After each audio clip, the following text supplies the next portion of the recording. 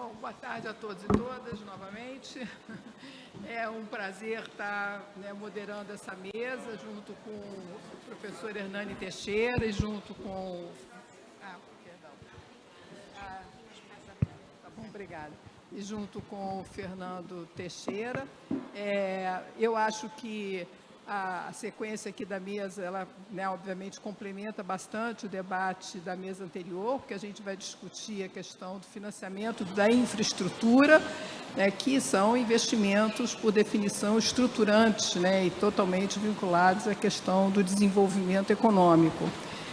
Então, para também não me delongar muito, eu passo a palavra para o... Quem quer começar? Então, vamos combinar aqui. O Fernando Teixeira vai começar e, na sequência, o Hernani Torres. Então, obrigada pela participação de vocês. Tenho a palavra. Tem a palavra. Bom, boa tarde, a todas e todos. Obrigado, Carmen. É um prazer aqui dividir a mesa com o Hernani e com a Carmen, duas professores que eu admiro demais. Falar que eu estou muito feliz por múltiplas razões, Primeiro porque estamos finalmente conseguindo lançar o nosso fórum de fundos soberanos, atraindo, enfim, pesquisadores de diversas áreas para trabalhar com uma temática que a gente considera fundamental por diversas dimensões, mas principalmente para o desenvolvimento regional e local. E falar, enfim, que é um prazer tentar compartilhar algumas ideias num momento do país onde a gente pode pensar para frente e ser propositivo, A gente passou os últimos anos tendo que ser reativo, tendo que discutir o passado e finalmente, enfim, é uma oportunidade aí para a gente ser propositivo. E aí eu, além de ser propositivo, serei provocativo, Porque eu acho que da academia a gente pode cumprir com esse papel de tentar provocar os gestores, os policymakers, sobre, enfim, potencialidades dos usos de instrumentos que, enfim, podem conter múltiplas funções, mas, dentre elas, contribuir para um arcabouço institucional e financeiro para financiar a infraestrutura, para coordenar investimentos em infraestrutura. Isso foi falado em várias sessões pela manhã e também à tarde surgiu, então eu acho que fico feliz que pelo menos eu não estou caindo de paraquedas, tem alguma razão de fundo para eu estar falando sobre isso. Eu vou, obviamente, trazer um panorama a partir dessa perspectiva. O Hernani, depois a gente já conversou um pouco, vai trazer um cardápio mais amplo, então o meu é o prato do dia, que geralmente é um pouco mais rústico. O Hernani vai trazer um prato um pouquinho mais incrementado, mas vamos lá, acho que de alguma forma a gente vai fazer falas complementares. Bom, qual que é a minha preocupação quando eu quero discutir um arcabouço institucional e financeiro para coordenar investimentos em infraestrutura? Você tem uma razão, no caso dos fundos subnacionais brasileiros, para a entrada daqueles recursos, ou seja, recursos de compensação por conta de atividades no território, impacto, aumento de demanda por serviços locais, etc, etc, etc. Quando você faz uma gestão, a parte do Espírito Santo, que tem ali o seu arcabouço institucional ainda que conseguiu manter ali desde não foi privatizado nos anos 90, então tem muito mais condições de gerir esses recursos de forma consequente, de forma a atender as demandas e realidades da população capixaba. Em muitos outros casos você acaba contratando gestores externos, porque é assim que a coisa funciona, mas esses recursos acabam sendo realocados em outras praças financeiras, digamos assim. Não necessariamente aqueles recursos retornam como capazes de transformar, como investimentos estruturantes capazes de transformar a realidade local. Então, com essa proposta que eu vou trazer, eu acho que de alguma forma eu estou tentando endereçar duas questões fundamentais. Uma, a transformação social relacionada à melhoria de vida da população, e outra, a dinamizar a atividade econômica de forma que um recurso que é finito, é extemporâneo, depende de preços que fogem ao controle do Estado ou do município. Como que esses recursos podem entrar via orçamento, aumento de receita, e se transformarem em uma receita corrente, perene, de longo prazo. Ou seja, de fato, conseguir transformar a vida das pessoas no longo prazo, quando o ciclo do petróleo terminar, seja porque acaba o petróleo, seja porque, como a Paula comentou, você tem questões imperativas relacionadas à mudança climática. Então, basicamente, o que eu pensei, e aí vem a proposição provocativa, que uma parcela dos investimentos dos fundos, se você pensar em um pool de investimentos, digamos 30% para ter um número na cabeça, não seria necessariamente isso, você conseguiria conformar um funding, isso seria uma alocação de portfólio, né? Não seria, né, os fundos não investiriam diretamente nos empreendimentos, mas uma alocação de portfólio com retornos pré-fixados e tal, e o restante, talvez a principal parcela, os 70% dos outros investimentos, seguiriam outras, né, lógicas de risco-retorno e tranquilamente outros parâmetros mercadológicos, enfim. E aí, esse pool, né, esse funding comum, esse pool, seria responsável por criar um funding para uma agência regional de infraestrutura. O que eu estou chamando de uma agência regional de infraestrutura? Uma agência que compreenda a realidade litorânea, né, desses municípios que têm ali a entrada dos recursos por conta, mais uma vez, da atividade petrolífera e dos impactos socioambientais daquilo, pudessem elencar, enfim, uma carteira de projetos que, em última instância, atrairiam outras empresas, né, atrairiam mais dinâmica para a atividade do município. Isso está ancorado, né, não vou perder muito tempo com isso, mas na perspectiva do Finance Funding, né, dos pós-keynesianos na academia gostam de discutir isso, mas basicamente você precisa ter um recurso inicial e que esse recurso precisa ser estável o suficiente para que esse tipo de investimento que, enfim, tem um considerável custo irrecuperável, ganhos de escala depois da fase de implantação, você tem, né, muitas vezes são monopólios naturais, então vale muito mais a pena você fazer uma coisa interligada do que você construir 2 portos um do lado do outro para né, competir um com o outro, enfim. E aí você conseguiria trazer ganhos para vários municípios vizinhos, então no entorno dos municípios que recebem o royalty, municípios que eventualmente não recebam a mesma quantidade, se beneficiariam disso. Então, você tem aí também um caráter mais redistributivo a partir do investimento produtivo, né, do investimento na infraestrutura econômica ou social. E por quê? Porque, como eu comentei, o sistema financeiro privado ele vai tender a, obviamente, realocar, né, como intermediador, realocar em São Paulo ou em algum outro local onde você tem ali, né, menores riscos, mais informação, um desenvolvimento econômico mais adiantado com relação a essas outras regiões.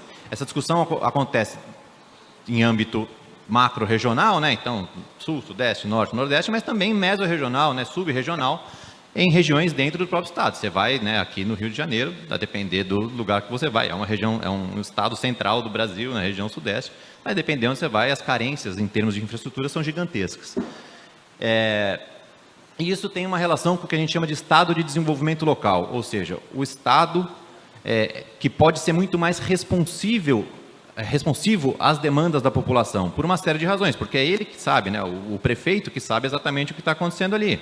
Você não precisa vir uma coisa top-down, né, um governo central, a União, ou um banco como um BNDES, que não vai conseguir olhar na ponta. Então, assim, ali você tem a capacidade de compreender, de fato, o que é necessário.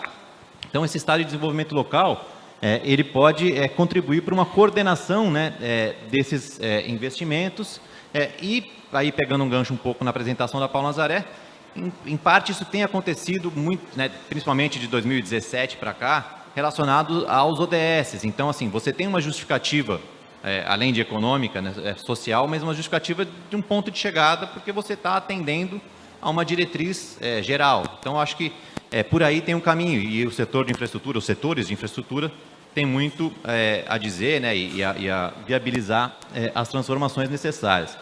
Eu trouxe aqui uma breve ilustração de como seria a conformação, né, como que eu estou entendendo que poderia ser a conformação dessa agência regional de infraestrutura. Você teria, então, o funding principal, se a gente pensar, né, pensando alto aqui, 1 bilhão de um, 1 bilhão de outro, o Rio de Janeiro vai ter 2 bilhões, você podia ter 1,5 bilhão, 2 de funding para essa agência, mas outras agências regionais de fomento ou o próprio BNDES podiam também, de alguma forma, alocar recursos nessa agência, né, ajudando a diluir os riscos, mas não só, elas trariam todas essas agências, e o BNDES, e o próprio Bandes, trariam toda a expertise. Então, você não precisa tirar uma coisa do zero, você tem ali já, né, dentro do banco, dentro do BNDES, você tem técnicos que há décadas têm o conhecimento, talvez onde exista o maior conhecimento no setor de infraestrutura no Brasil, no BNDES. O Bandes tem trabalhado com isso, né? Os exemplos que o Munir trouxe aqui, para mim, assim, são... a gente não precisa inventar a roda, porque, inclusive, o Bandes está rodando já, né? Então, isso é muito interessante. E aí, essa agência ela já contribuiria com o aperfeiçoamento, o aumento da capacidade financeira, mas também técnica. Por quê? Porque os municípios têm, obviamente, dificuldade, né? Por conta da burocracia, do pessoal... que eventualmente a pessoa responsável pelo fundo é responsável por diversas outras funções e ela vai ter, né, claramente dificuldade de ter tempo, inclusive, para elaborar. Então, você vai ter dentro dessa agência regional de infraestrutura essa capacidade técnica que, na minha opinião, é fundamental. Importante, esses modelos de estado de desenvolvimento local, eles podem ser ou bottom-up, né, ou de baixo para cima, ou híbridos, né, de baixo para cima, de cima para baixo. Quando você tem um governo que não quer contribuir com o desenvolvimento local, você tem ali que criar mecanismos de construir o seu próprio arcabouço. Se você tem um governo que se preocupa com aquelas questões, né, de desenvolvimento, etc. e tal, você tem mais condição de desenvolver essa expertise. E aí, uma forma de fazer com que essa agência tenha legitimidade por si só, né, a Vitória comentou bastante pela manhã, né, a importância de comunicar, né, de trazer para a população o que aquele fundo está fazendo, e etc. e tal, essa agência poderia, inclusive, dialogar com os planos diretores e com os planos plurianuais dos municípios e do Estado. Por que isso? Porque na discussão do plano diretor, você já convoca a sociedade civil e já elenca prioridades. E que muitas vezes acaba ficando no papel, porque não tem como realizar tudo aquilo que está... Mas você já tem uma convocação prévia, né? Você já está atendendo, não é só que você está atendendo preceitos do mercado, ou das empresas do setor, ou do sistema financeiro, que obviamente que são importantes de serem atendidos, mas você já tem ali uma questão colocada no papel, discutida e rediscutida recorrentemente do que é prioritário. Então, de alguma forma, você já conseguiria... ter essa legitimidade por conta disso. E ela, enfim, seria esse estado de desenvolvimento local, conformando, né, do norte do estado de São Paulo, então São Sebastião, onde está Ilhabela, Caraguatatuba, Ubatuba, o litoral sul do Rio de Janeiro, né, agora com o Fundo Estadual do Rio de Janeiro seria ainda mais possível, até o Espírito Santo. Já chamei a atenção que apenas uma parcela dos recursos seriam alocados para a agência.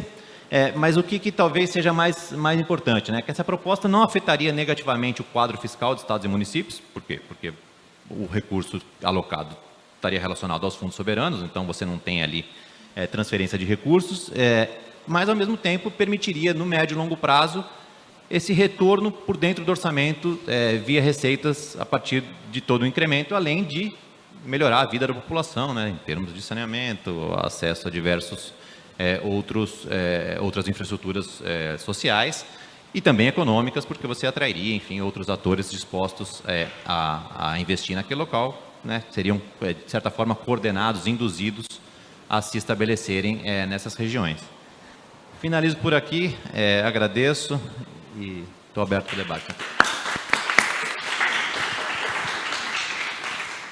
Obrigada, Fernando. Excelente. Você trouxe a ideia dessa agência, né, de desenvolvimento regional.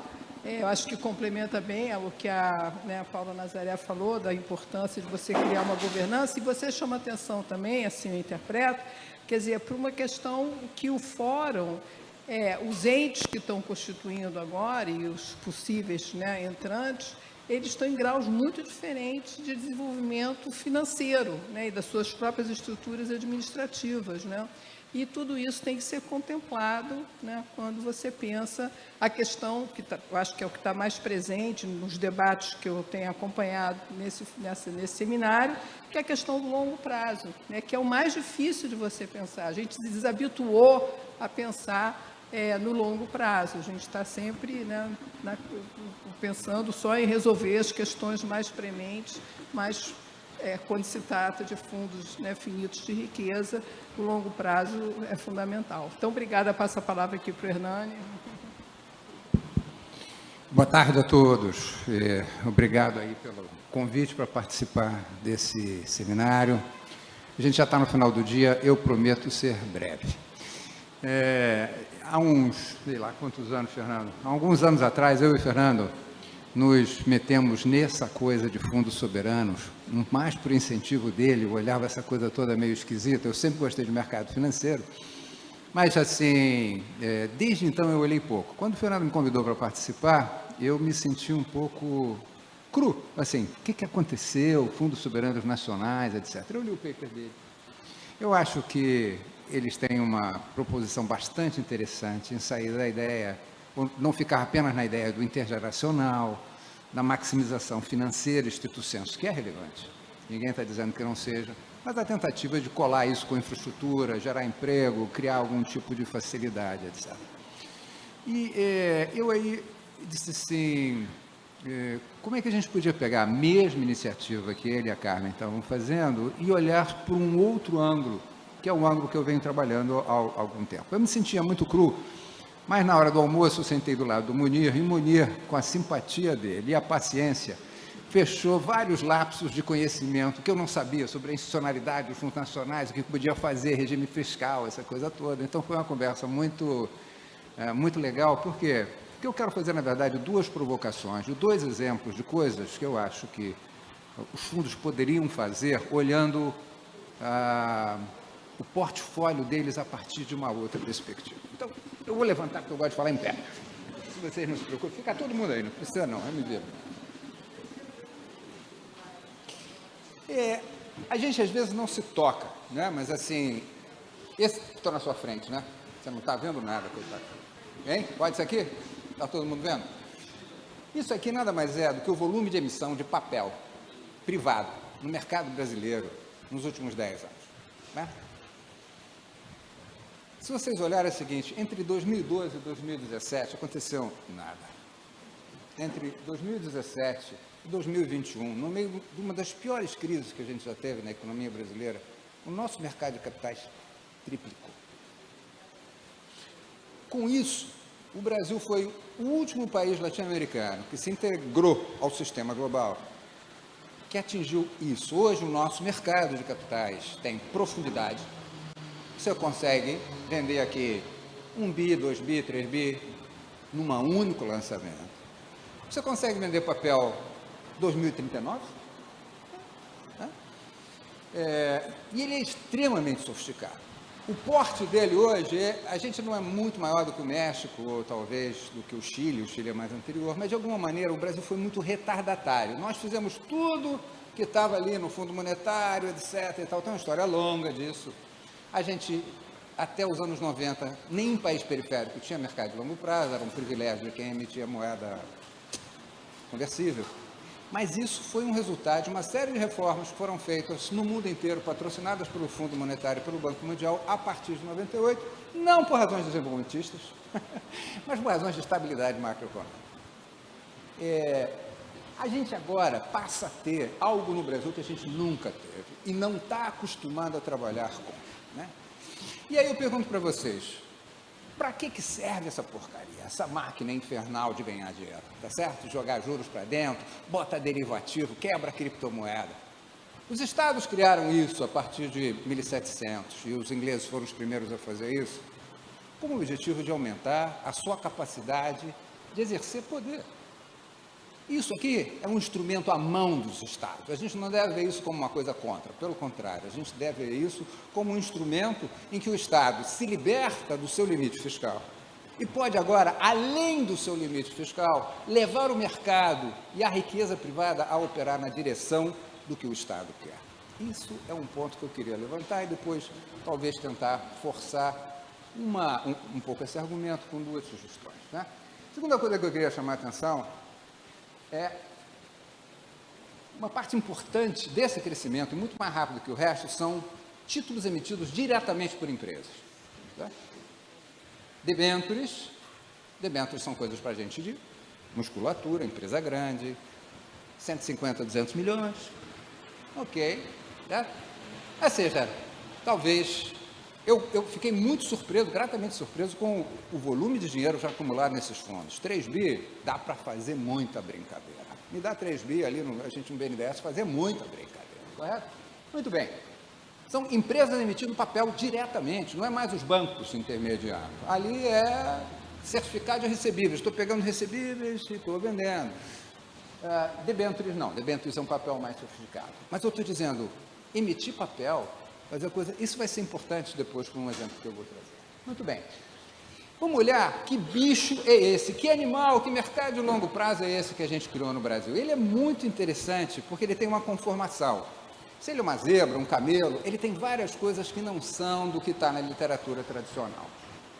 Prazo ele tem, já falei, 7 anos, mas assim, tem muito mais, aquilo é médio. Mas a maior parte desse dinheiro não foi para fazer investimento, foi para refinanciar passivo de empresa. As empresas, graças às nossas maravilhosas taxas de juros, estavam endividadas, as taxas de juros caíram, eles foram lançar dívida nova no mercado para pagar a dívida dela. Ok. Né? Investimento nisso é muito pouco. Quem mais? Colocação junto à oferta. Significa que quem comprou foram as grandes asset managers e os bancos ligados à oferta. Não foi distribuída para o grande público. Poder de mercado. E outra coisa, é um instrumento mais ou menos que na literatura chama de private placement. São investimentos que são alocados para 50 pessoas. Dá muito dinheiro para eles, mas não está no público. Então, vocês imaginam, se a gente tivesse possibilidade de mexer, fazer ofertas maiores, atingindo mais gente, reduzindo os custos de spread e colocando o benefício dessas taxas elevadas para o resto da população. Do meu ponto de vista, esse mercado podia tomar uma dimensão muito maior.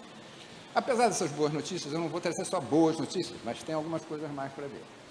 O que é que gerou isso? E está na literatura. Foi assim na Inglaterra em 1700, não é nada diferente no Brasil hoje. A queda das taxas de juros. As taxas de juros caíram substancialmente e prolongadamente no Brasil pela primeira vez, provavelmente na sua vida adulta. Na minha também, eu sou muito mais velho que você, entendeu? A gente nunca viu nada disso no Brasil, certo? Rapidamente, reverteu.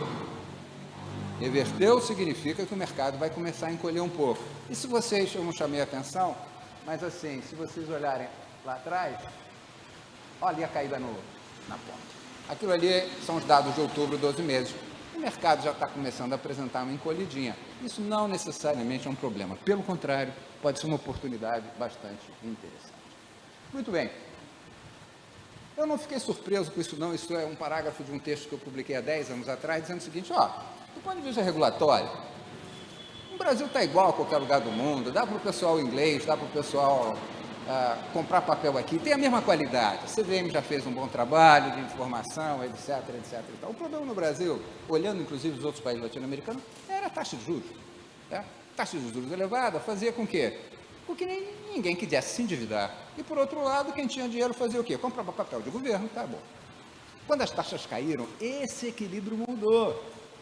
As empresas começaram a emitir papel para pegar a taxa de juros mais baixa, pagar passivo, e as famílias ricas e os asset managers começaram a correr atrás de papel privado porque dava uma taxa melhor. Isso é a dinâmica e o círculo virtuoso que construiu esse mercado.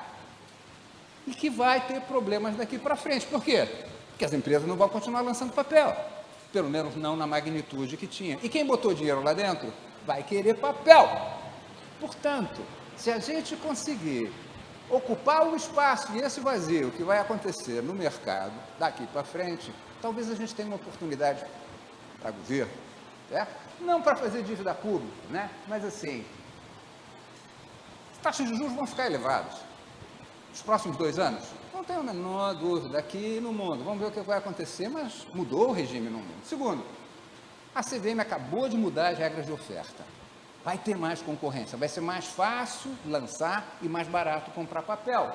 Terceiro, eles pegaram aqueles certificados de recebíveis da agricultura e do setor imobiliário e abriram para qualquer um, o que a gente está chamando de certificado de recebível genérico. Então, a padaria lá de Maricá, a empresinha pequena lá do Espírito Santo vai poder fazer isso. Isso é muito mais barato, muito mais rápido do que emitir uma debênture. Isso está acontecendo agora, tá certo? Outra coisa, sociedades de crédito direto. Já ouviram falar isso? Não. São coisas baratas, fáceis de fazer, que transformam esses recebíveis, que é um pagamento futuro, uma nota promissória, em algo que você possa vender no mercado. Muito bem. Muito bem. Se o círculo virtuoso, aquele que eu falei, do meu ponto de vista, está comprometido na sua pujança, mas não, a escala e a operacionalidade do mercado vai estar mantida. O que significa assim, vamos ocupar esse espaço que está aí de papel. Eu acho que tem uma oportunidade para fazer. Isso o mercado vai fazer naturalmente. A XP vai precisar disso para fazer negócio. O Itaú vai precisar disso para fazer. Você também lá no Bandes, eventualmente, dependendo do que você estiver fazendo. Eu acho que isso abre uma oportunidade interessante para fundos soberanos, mesmo com a dimensão que vocês têm no mercado. O que é que eu estou querendo fazer? Fazer fundo intergeracional, fazer fundo rentabilidade, ok. Contrata o Bandes, contrata o Itaú, contrata a XP, eles vão resolver isso. Por quê? Porque as taxas no Brasil são altas. Então, assim, não é que precisa de uma expertise maravilhosa. Não é um problema tão difícil de fazer. Muito bem. Investir em infraestrutura local. Tá bom. Como vocês estão propondo. Estou indo um passo adiante. Eu estou gerando emprego e renda, estou gerando algum benefício indireto pela circulação. Eu estou pegando, sem prejuízo do nível 1, fazendo um nível 2. Mas aí o meu ponto é o seguinte, a gente pode também fazer outros tipos de coisa, inclusive que talvez sejam mais baratas do que o nível 1, que tal fazer investimentos com o mercado de capitais com um impacto social maior? E aí, o que me veio à cabeça? Uma coisa é estruturação mais rápida, eu não sei, quer dizer, certamente lá no Espírito Santo, em Maricá, aqui no Rio, o pessoal precisa de capital de giro, precisa. As taxas de juros que estão nos bancos estão altas e vão continuar altas. Se a gente conseguir securitizar isso numa sociedade de crédito direto, Sebrae está fazendo isso, a Associação Comercial de São Paulo está fazendo isso. A possibilidade da gente fazer um link entre os nossos constituintes locais, beneficiá-los de uma certa maneira, usando o mercado de capitais para isso, eu acho que é uma tarefa de Estado extremamente digna, quer através de bancos públicos, quer através de mobilização de agentes que não são públicos, mas que tem por trás um fundo soberano e um agente público. Então, uma ideia que eu estou sugerindo aqui é, presta atenção nessa nova legislação de certificados de recebíveis, e preste atenção na possibilidade de vocês organizarem suas próprias sociedades de crédito ou compartilhadas e trabalhar nesse espaço. Ninguém está querendo dar dinheiro de graça para ninguém. A capacidade de dar crédito, você tem N maneiras hoje de fazer isso de forma massificada. Mas eu estou dizendo, eu posso pegar o fundo soberano e alavancar. Eu posso tomar primeiras perdas. Eu posso fazer N maneiras de pegar esse pequeno dinheiro e fazê-lo muito maior, usando o mercado de capitais para isso. Isso cola bastante bem também com o seu fundo de infraestrutura. Se você quiser fazer um fundo de estrutura, se você usar o dinheiro do fundo soberano para amortecer as primeiras perdas, você tem um ganho de alavancagem em cima disso bastante maior. Um segundo exemplo que eu queria trazer é banheiro e cozinha.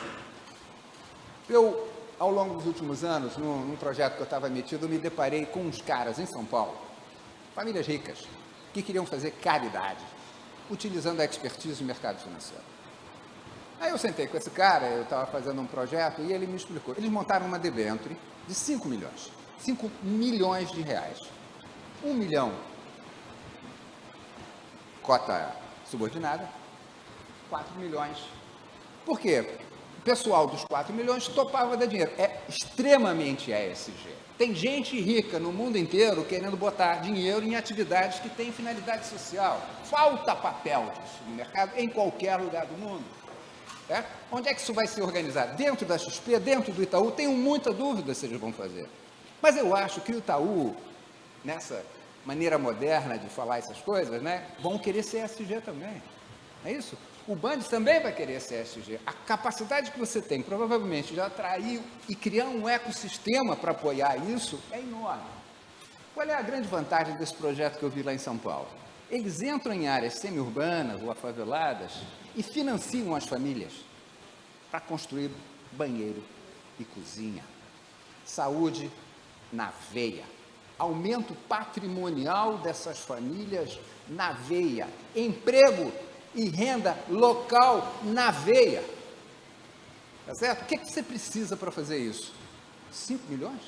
Você faz milhares de banheiros e cozinhas com um impacto dessa dimensão. Então, não vou me alongar, não, mas assim, eu acho que vocês têm, esse é o nome do programa que eu conheci em São Paulo e que eu não consegui nenhum tipo de avaliação sobre ele, foi só uma ideia. Estruturar isso, qualquer gente que está no mercado, público ou privado, tem a maior capacidade de montar isso ontem, atrair gente rica que queira botar dinheiro, o cara lá de fora para fazer, eu acho assim, é pouquinho, mas esse pouquinho, que vocês não é tão pouquinho, que é 3 milhões, vocês pegarem um pedaço disso e começarem a ajudar a estruturação e empurrar o mercado, vocês vão usar o mercado financeiro, do meu ponto de vista, da maneira mais nobre do ponto de vista da sua finalidade social. Tá? A grana não tem nenhum compromisso com a sociedade, nenhum. Mas não quer dizer que o Estado não possa domá-lo e levá-lo, na regra deles, a ganhar dinheiro, de alguma forma, ganhar o seu cartãozinho de ESG, vai para o céu, que maravilha, ótimo, pouco importa qual é o motivo, tá certo? Para fazer esse tipo de coisa. Esse, eu acho que, do ponto de vista da proposta de vocês, vai na mesma linha. Difícil. É regulação. A conversa que eu tive com o Munir, não me parece que regulação seja um problema tão sério. Análise de crédito. Não vejo isso como uma tecnologia que esteja longe daí. É só pagar. Eu acho que você consegue. Tem algoritmos, tem... conhecer uns empreiteiros que sejam razoáveis e segurar. Aí a gente sabe que é um pouquinho mais difícil, né? Segurar os empreiteiros, fazer a obra na hora certa, custos, todo mundo aqui que já passou. Mas não é impossível, nem é um bicho de outro, todo mundo sobrevive aqui, mora em algum lugar que já teve um empreiteiro, né? Mobilizar gestores, ajudar a montar esse ecossistema de mercado de capitais voltado para isso. Mobilizar gestores e, eventualmente, trabalhar a regulação para reduzir o custo fiscal, isenção fiscal para isso. Por que não? Por que esses caras têm que continuar pagando o volume de impostos até para construir um banheiro e uma cozinha dentro de casa? Obrigado pela atenção.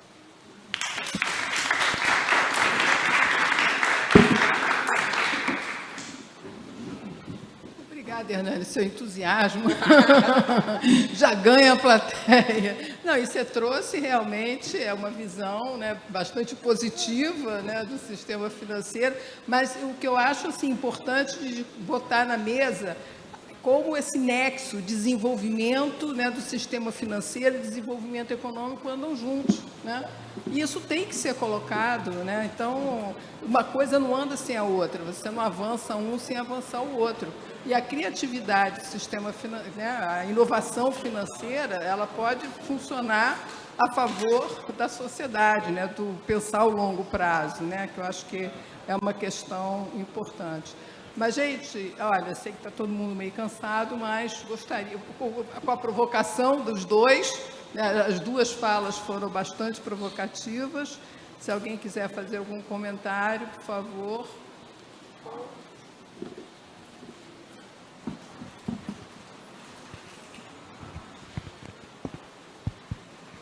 Obrigado. Muito obrigado pelas apresentações super interessantes. Desculpe. Muito obrigado pelas apresentações, ideias super interessantes, provocantes no melhor sentido. Queria fazer uma pergunta para Hernani. De verdade, provavelmente queria fazer várias perguntas, mas eu vou fazer uma pergunta e uma curiosidade. Quando cheguei aqui, fiquei impressionado com o interesse como amplo em debêntures em particular. Parece que aqui é a palavra, não? E de fato, por exemplo, em Bloomberg tem um calculador Brazilian Bond Calculator, que tem 2 modos, bonds e debêntures. E acho que isso é realmente como uma particularidade, ou parece uma particularidade, talvez, do Brasil. E queria perguntar, na sua opinião, por que tanto interesse nos debêntures, em particular em private placements aqui?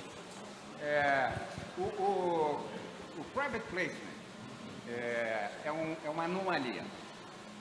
99% de todas as colocações de papel no Brasil, de longo prazo, são feitas na forma de private placement. Está ouvindo? Alô? São feitas na forma de private placement, porque a CVM abriu vantagens regulatórias de fazer isso. Se torna muito barato, já que você não tem a colocação pública, etc. E tal. Isso é uma disfunção. Aumentou o poder de mercado dos grandes bancos e das grandes casas, mas a CVM acabou de mudar a regulação desse, que entra agora dia 1º de janeiro, e vai tornar isso mais flexível, mais parecido com o que é em Londres ou o que é em Nova York. Vamos colocar assim. A legislação de debêntures é uma legislação antiga no Brasil, bem da época do Império. É uma legislação já testada e é uma maneira, digamos assim, tem em qualquer lugar do mundo. É um bond, se você quiser, é um bond americano, não tem problema nenhum, é a mesma coisa. E ela se tornou, por causa nessa estatística que eu te mostrei, isso vem acontecendo desde o final do 2010, ali é em torno de 2010, mas agora teve um boom, que é o mecanismo básico sobre o qual você faz captações de longo, que é um mercado que surgiu depois que a gente arrumou a dívida pública de longo. O mercado da dívida pública fez, e aí a dívida privada no Brasil tomou essa forma. Isso é histórico, evolucionário de cada coisa. Mas, digamos assim, é a maneira como bonds de longo prazo aconteceu no Brasil. Ok?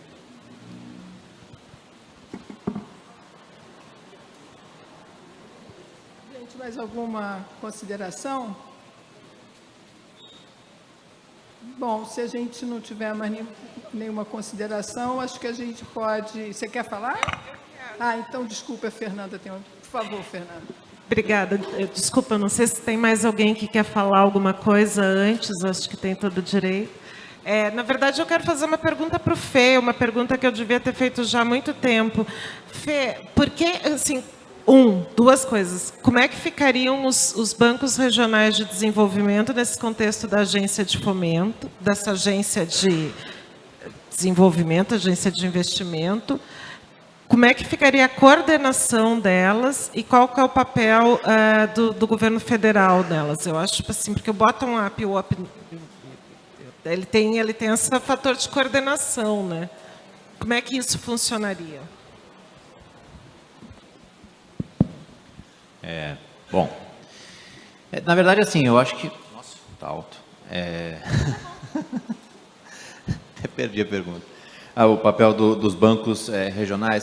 Eu pensei em termos de expertise e, obviamente, que os bancos regionais e as agências de fomento, eventualmente, já financiam algo ou já têm projetos voltados à infraestrutura. Então, ali tem uma expertise que já tem décadas, né, uma relação com o Estado, né, com o Estado em âmbito estadual ou municipal, que permitiria que essa agência não saísse do nada, né, não fosse criada do nada. Você já vai ter ali uma massa crítica e uma possibilidade de endereçar respostas para problemas reais.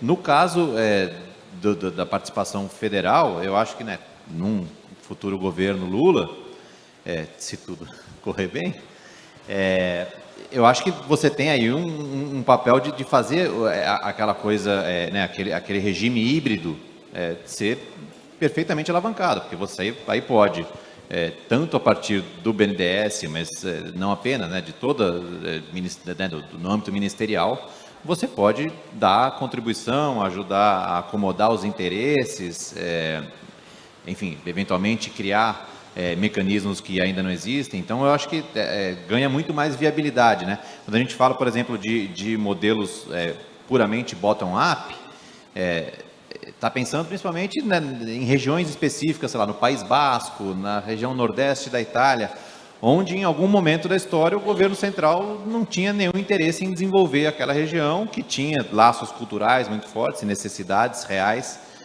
e atraso econômico, principalmente, e ali se criaram esses mecanismos. Por isso que eu estou colocando os fundos como parte desse arcabouço institucional e financeiro. Os fundos, né, por si só, não fazem verão. Agora, dentro dessa institucionalidade mais ampla, eu acho que você, né, cria capacidades de catapultar, enfim, respostas ali necessárias, e que, por um lado, permitiriam, né, que essas regiões, que mesmo perto dos centros mais ricos do país, tem uma defasagem, né, tremenda do ponto de vista de saneamento, do ponto de vista de acesso a bens mais básicos, enfim.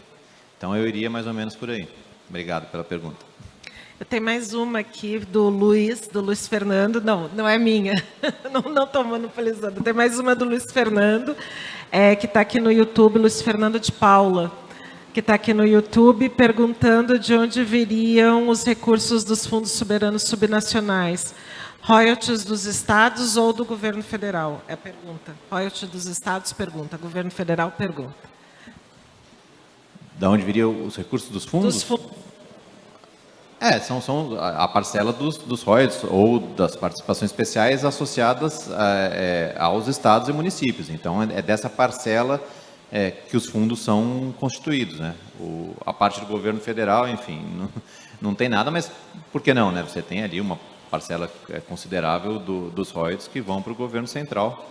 Por que não também contribuir? De alguma forma, o Luiz agradece a pergunta, agradeço, Luiz, pela pergunta, de alguma forma ele dá a resposta para a sua pergunta. É uma forma, sim, do governo federal, de repente, contribuir para incrementar essa agência.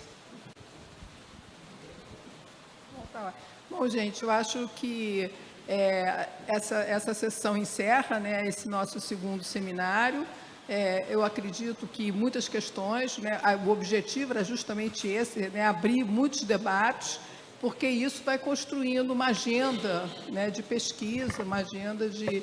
a gente vai tentar organizar, eu acho que os participantes do fórum atualmente podem, então, tem bastante elementos para poder pensar e estruturar novas agendas, né, e organizar, obviamente, futuros encontros, porque esse é o segundo de uma série que a gente espera que prospere e que com resultados, né? Hoje a gente está só no plano das ideias, né? Está tentando assim meio que nivelar o terreno, o entendimento, né?